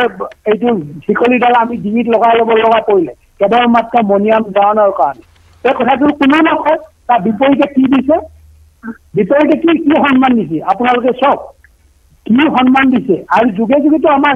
যিসকল ভাৰতীয় প্ৰশাসনিক অধীনত চাকৰি কৰি আছে সেইসকলে কোনোদিন আন্দোলন নকৰা এনেকুৱা এটা স্পৰ্শকাতৰ বিষয়ত সিহঁতৰ উচ্চ সম্পন্ন সমিতিখনৰ কিয় সদস্য বৰতি হৈ দিছে অন্য আন্দোলনৰ লগত জড়িত মানুহ আছিলে না কিয় সেইবিলাকো বাছনি নকৰিলে আন্দোলনৰ লগত জড়িত থকা মানুহ আছিলে ব্যক্তি আছিলে পৰ্যাপ্ত ব্যক্তি আছিলে আন্দোলনত জড়িত থকাসকলে সকলোৱেতো কৌশল নজনা নহয়তো তাতে উচ্চ শিক্ষিত আছে আজিও আছিলে এতিয়াও আছে যিসকলে আন্দোলনৰ ওতঃপ্ৰোতভাৱে জড়িত সেইসকলক নলৈ আই পি এছ অফিচাৰ মাৰিছিলে জেলত ভৰাইছিলে চিআইপি লগ লাগি ফুল কমলীয়া ল'ৰাবিলাকৰ পিঠি বহল কৰিছিলে সেইসকল আই পি এছ অফিচাৰ আছে ৰিটায়াৰ্ড হৈ আজি বিশেষকৈ মানে মই এজন ব্যক্তি মই কৈছো আমাৰ ডাঙৰীয়া ঠিক আছে আপোনাৰ উদ্দেশ্য থাকিব পাৰে মই তাত কোৱা নাই কিন্তু কথাটো হ'ল যে আপোনালোকৰ কাম কাজৰ ধৰণ সম্পূৰ্ণ বেলেগ আছুৰ কাম কাজ কৰাৰ ধৰণ সম্পূৰ্ণ বেলেগ চৰকাৰ এটা নিয়মিত প্ৰচেষ্টা নিয়মিত এটা পদ্ধতি যিহেতু আপুনি জানে যেহেতু আমি কওঁ যে এইটো এটা যেহেতু government is a continuous process বুলি কোৱা হয় গতিকে গভৰ্ণমেণ্ট তেনেকৈ আগবাঢ়িব তাত বেলেগ কথা নাই তেনেকৈ আগবাঢ়িব সংগঠনসমূহো আগবাঢ়িব এই কথাটো আপুনি নজনা নহয় এই কথাখিনি আপুনি জানে কিন্তু কথাটো হৈছে যে এই মুহূৰ্তত যিটো প্ৰসংগ আপুনি উত্থাপন কৰিছে এই গোটেই বিষয়টো আমি মন কৰিছোঁ যে এনে লাগিছে যে আপুনি যিখিনি কথা কৈ আছে সেইখিনি আপোনাৰ মতে শিলৰ খুঁটি হ'ব পাৰে কিন্তু তেওঁলোকৰ মতে নহ'বগৈও পাৰে এই কথাখিনি এইটো হ'ব পাৰে নে নেপাৰে এইটো পিছৰ কথা আমাৰোতো কৰ্তব্য আছে নৈতিক অধিকাৰ আছে আমাৰ কোৱা অধিকাৰ আছে সেইটো আপুনি ক'ব পাৰে আপোনাৰ কোৱাটোত কোনো বাধা নাই অসম স্বাধীনৰ বিশেষকৈ মই অন্য সদস্যসকলক বাদ দি যিসকলে কোনো নৱাগত সেই সময়ত হয়তো তেখেতসকলে অংশগ্ৰহণ কৰা নাছিলে আছু আন্দোলনত মইতো ব্যক্তিগতভাৱে আন্দোলন কৰিছিলোঁ ব্যক্তিগতভাৱে কৰিছিলোঁ আছুৰ যেতিয়া মৃতপ্ৰায় অৱস্থা আছু আন্দোলন একেবাৰে ৮৩ চনৰ পৰা ৮৫ চনলৈ একেবাৰে মৃতপ্ৰায় অৱস্থা হৈ আছিলে সেই মৃতপ্ৰায় অৱস্থাত সংযুক্ত মুক্তি বাহিনী অসমৰ কিছু সদস্য বিশেষকৈ মই আছিলোঁ মোৰ লগত আৰু ১০-১২জন সদস্য আছিলে এই সদস্যসকলে লগ লাগি আৰু আছু কিছুমান সদস্যক লগ কৰি অসমৰ ইমূৰৰ পৰা সিমূৰলৈ যে আছুৰ যাতে মৃতপ্ৰায় হ'ব নালাগে সংগ্ৰামখন মৃতপ্ৰায় হ'ব নালাগে তাৰ কাৰণে আমি দিনে নিশাই চেষ্টা কৰিছিলোঁ আৰু তাৰ কাৰণে আমি অশেষ কষ্ট ভুগিছিলোঁ নিজৰ জীৱন বিপদাপন্ন কৰি হ'লেও আমি তেখেতসকলক মানে ছাৰ্ভাইভ কৰিবৰ কাৰণে সিহঁতি শিকিব পাৰে আন্দোলন শিকি থাকিব পাৰে তাক আমি যত্ন আছোঁ চেষ্টা চলাইছিলোঁ সেই কথাটো এতিয়া যিসকলে ৰুলিং পাৰ্টিত আছে অপজিশ্যনত আছে বা অন্যান্য যিসকল এতিয়াও জীৱিত আছে নেতা সেইসকলে ক'ব সেইসকলে জানে আৰু সেইকাৰণে কৈছোঁ আজি যি ৩গৰাকী আছুৰ প্ৰতিনিধিয়ে তাত সাক্ষ্য কৰিছে আৰু সাক্ষ্য কৰিলে কি হ'ব আমাৰতো অৱদান আছেতো আমাৰ অৱদান আছে তেখেতসকলে ক'ব লুইনে নাজানিব পাৰে লুইন ডাঙৰীয়া নাজানিব পাৰে নাজানিব পাৰে কিন্তু সমুদ্ৰ ডাঙৰীয়া জানেতো আমাৰ কিমান কণ্ট্ৰিবিউশ্যন আছে এই তাৰ ভিত্তিতে কৈছোঁ যদি এইখন আমাৰ কণ্ট্ৰিবিউশ্যন নাথাকে আমাৰ ক'বলৈ একো নাই আমি যদি সংযুক্ত মুক্তি বাহিনী অসমে সেই সময় অসমে যদি আছুক ছাত্ৰসন্থাক সহায় নকৰা হ'লে আজি চুক্তিও নহ'লহেঁতেন এই কথাটো ঠিক আছে মই সেই কথা বুজি পাইছোঁ কিন্তু এতিয়া সময় কম সময় যিহেতু কম মই আপোনাক এইটো কথা সুধিব খুজিছোঁ এই মুহূৰ্তত আপুনি যিহেতু সময় মোৰ হাতত কম এতিয়া কথা হৈছে যে এই যিখন উচ্চস্তৰীয় সমিতি তেওঁলোকে কিন্তু শুনানি লৈছে বিভিন্ন স্থানত ৰাইজক শুনানি লৈছে কিন্তু এই প্ৰতিবেদন দাখিল কৰাৰ প্ৰাকখনত বা তেওঁলোক যিহেতু দিল্লীত গৈ বাহৰ পাতি আছে শুনানি লৈছে তেওঁলোকে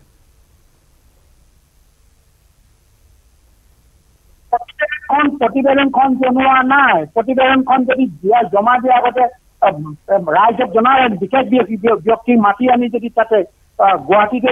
কিছু ব্যক্তিক মাতি আনি যে গণ্যমান্য ব্যক্তি যিসকল আন্দোলনৰ জড়িত আছে আমি এনেকৈ জমা দিব লাগিব আপোনালোকৰ মতামত কি এই কথাটো হোৱা নাই আপুনি মই ন কম মই বহুতক ফোন কৰিছোঁ সোধা নাই যিবিলাক নেকি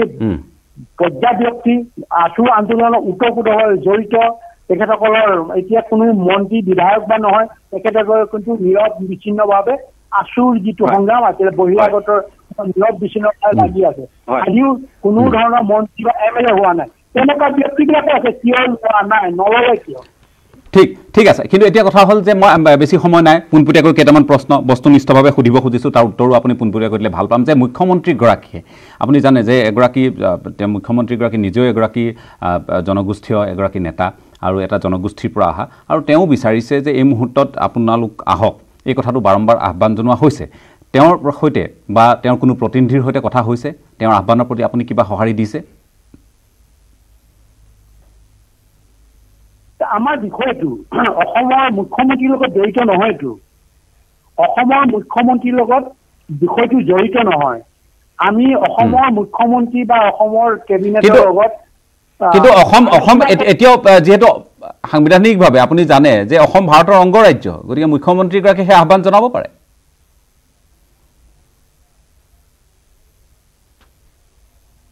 সেইটো অংগৰাজ্য হলেও আমাৰ বিষয়বস্তুটো অসমৰ লগত জড়িত। অসমৰ যিটো পাৰ্লিয়ামেণ্ট চিষ্টেম আছে, যিটো এছেম্বলিৰ লগত যিসকল জড়িত আছে, মুখ্যমন্ত্ৰীকে আদি কৰি যিবিলাক MLA বা অন্যান্য যিবিলাক জড়িত, সেইসকলৰ লগতো আমাৰ বিষয়টো জড়িত নহয়তো, বিষয়টো জড়িত দিল্লীৰ লগত। অসমত যদি সৰ্বানন্দ সোণোৱাল ডাঙৰীয়াই স্বাধীনতাৰ ওপৰত যদি আমাৰ লগত কথা পাতিব পাৰে, পৰা যদি ক্ষমতা আছে, তেতিয়াহ'লে বেলেগ কথা। ক্ষমতা নাইতো, ক্ষমতা নিদিয়ে। কেন্দ্ৰৰ পৰা আনুষ্ঠানিকভাৱে অহাটো বিচাৰিছে কথাবোৰ, আমি সেইটোও জানো। কেন্দ্ৰৰ পৰা আনুষ্ঠানিকভাৱে হোৱাৰ কিবা লক্ষণ দেখিছে আপুনি? ভূ ৰাজনীতিৰ বিষয়টোৰ ওপৰত কথা পাতিব লগা কেৱল দিল্লী আছে, দিল্লীয়ে আমাক শোষণ কৰি ৰাখিছে। সেইকাৰণে শোষণ কৰা নাইতো, সিও মুখ্যমন্ত্ৰীগৰাকীওতো শোষিত হৈ আছে, সম্পূৰ্ণ তাৰ পাৱাৰ নাই। কথাবোৰ আনুষ্ঠানিক হোৱাটো বিচাৰিছে এই মুহূৰ্তত, আপুনি ফটফটীয়া হোৱাটো বিচাৰিছে, জনা প্ৰয়োজন আছে। ফটফটীয়া হোৱাটো বিচাৰিছে, কথাবোৰ আনুষ্ঠানিক হোৱাটো বিচাৰিছে। ব্যক্তিয়ে যদি আমাক বাৰে বাৰে আহ্বান কৰে আহিব লাগে, সেইটো মিনিংলেছ। সেইটোৰ ওপৰত মই যদি মনোনিৱেশ কৰোঁ, আপুনি যদি মোৰ কথা শুনিছে, মই সময় কম, মই এইটো কথাই জানিব খুজিছো, কথাবোৰ ফটফটীয়া হোৱাটো বিচাৰিছে, মানে বিশ্বভাবী আনুষ্ঠানিক হোৱাটো বিচাৰিছে এতিয়া এই মুহূৰ্তত, কথাবোৰ ফটফটীয়া হোৱাটো বিচাৰিছে আপুনি?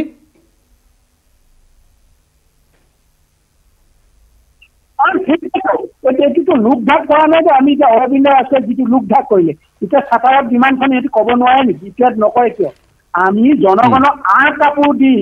জনগণৰ আৰু সংগঠনৰ মাজত আঁৰ কাপোৰ দি আমি দিল্লীলৈ নাযাওঁ। এইটো 100 বাৰ কৈছো, 1000 বাৰ কম।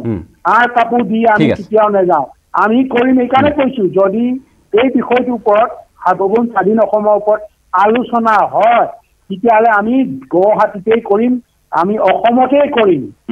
কোনে কেনেকে পৰৱৰ্তী কথা, প্ৰথম কথাটো হৈছে কৰিব নকৰে বিষয়বস্তুৰ ওপৰত, এটাই বিষয়বস্তু আছে। তাৰ মাজত মই আপোনাক আৰু এটা কথা ক'ব খুজিছো যে 10টাকৈ সংগঠনে, অসমৰ 10টাকৈ সংগঠনে আপোনালোকক কিন্তু কালি সংবাদ মাধ্যমৰ জৰিয়তে আহ্বান জনাইছে, সংবাদ মেলৰ জৰিয়তে, তাৰ সেই সন্দৰ্ভত কি ক'ব? মোৰ শেষ প্ৰশ্ন। এইটোতো এতিয়া কৌশলটো প্ৰতিকৌশল থাকিবই, এই কথাটো সকলোৱে মানি ল'ব লাগিব। আৰু জয় হ'ব পাৰে, পৰাজয় হ'ব পাৰে। পৰাজয় হ'লে আমি জয়ৰ পথ নেদেখি যদি সিহঁতে আমাক পুৰা বিভিন্ন ধৰণে কলা কৌশল লগাই আমাক বস কৰিবলৈ বিচাৰিছে, বস কৰাটো খুবেই স্বাভাৱিক। বিভিন্ন প্ৰক্ৰিয়া সিহঁতে বস কৰিবলৈ চেষ্টা কৰে, যেনেকে আগতে মিজুসকলক কৰিলে। ঠিক আছে, মই কৌশলটোৰ কথা বুজি পাইছো, IMক কৰি আছে। কিন্তু মোৰ প্ৰশ্নটো আছিল, আপুনি মোৰ প্ৰশ্নটো ভালদৰে নুশুনিলে বোধ হয়। মোৰ প্ৰশ্নটো আছিল যে 10টাকৈ সংগঠনে এই মুহূৰ্তত আপোনালোকক আহ্বান জনাইছে সংবাদ মাধ্যমৰ জৰিয়তে যে আহক, আপোনাৰ ফালৰ পৰা যোগাত্মক এটা সঁহাৰি দিয়ক। মোকলাৰ দায়িত্বটো গভৰ্ণমেণ্ট ইণ্ডিয়া, তাত সততা থাকিব লাগিব, বিশ্বাসযোগ্যতা থাকিব লাগিব, তাৰপিছতে আৰু আন্তৰিকতা থাকিব লাগিব। লগতে আমাৰ যিটো লক্ষ্য উদ্দেশ্য, একমাত্ৰ এজেণ্ডা সাৰ্বভৌম স্বাধীন অসমৰ বিষয়ত আলোচনা কৰিম বুলি ক'লে তাত কোনো বাধা নাথাকে। আপোনাৰ চেনেলৰ জৰিয়তে সন্মানীয় যিসকল আমাৰ 7টা সংগঠনৰ মুৰব্বীসকলে যি আহ্বান কৰিছে, শ্ৰদ্ধা জনাই আপোনাৰ চেনেলৰ যোগেদি ধন্যবাদ জনাইছো। ধন্যবাদ জনাইছো আপুনি এইখিনি সময় দিয়াৰ কাৰণে কেইবাটা গুৰুত্বপূৰ্ণ প্ৰশ্নৰ আপুনি উত্তৰ দিলে আৰু বহু প্ৰশ্ন সুধিবলৈ বাকি থাকি গ'ল কাৰণ সময়ৰ অভাৱ নিৰ্ধাৰিত সময় আপোনাক পুনৰবাৰ ধন্যবাদ জ্ঞাপন কৰিছো আমাৰ প্ৰতি এইখিনি সঁহাৰি দিয়াৰ কাৰণে আৰু প্ৰশ্নসমূহৰ পোনপটীয়াকৈ উত্তৰ দিয়াৰ কাৰণে ধন্যবাদ ধন্যবাদ আপোনালৈ থাকি শুভৰাত্ৰি এয়া আছিল পৰেশ বৰুৱা আৰু আলফাৰ যিহেতু মুখ্য খানাধ্যক্ষগৰাকীয়ে বহু কথা কৈছে আপোনালোকেও এই বিষয়টো সন্দৰ্ভত অৱগত আপোনালোকেও জানিবলগীয়া বহু প্ৰশ্ন আমি কৰিছোঁ বা বহু প্ৰশ্ন অজানিতে থাকি গৈছে পৰৱৰ্তী সময়ত পুনৰ আমি এই কথাবোৰৰ ওপৰত স্পষ্টকৈ আৰু কেতবোৰ কথা তেওঁক সুধিবলৈ যত্ন কৰিম আৰু অসম ভাৰত সংঘাতৰ যি পৰিক্ৰমা এই পৰিক্ৰমা শেষ হোৱাটো প্ৰতিজন অসমীয়াই বিচাৰিছে ৰাজনৈতিক এটা সমাধান বিচাৰিছে এই সমাধান কিদৰে হয় তাৰ ওপৰতো আমাৰ দৃষ্টি নিবদ্ধ থাকিব আজি পৰ্যবেক্ষণ ইমানতে সামৰণি মাৰিছোঁ ধন্যবাদ